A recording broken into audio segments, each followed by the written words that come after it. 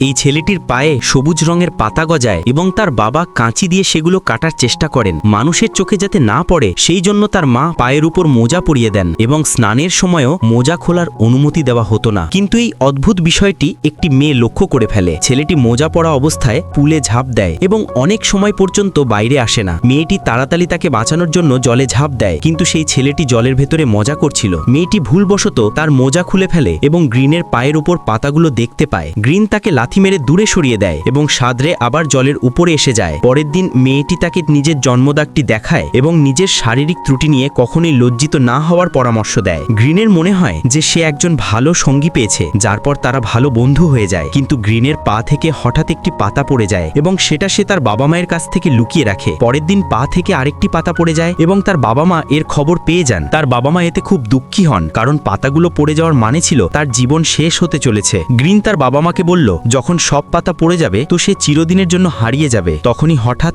শেষ পাতাটিও পড়ে যায়।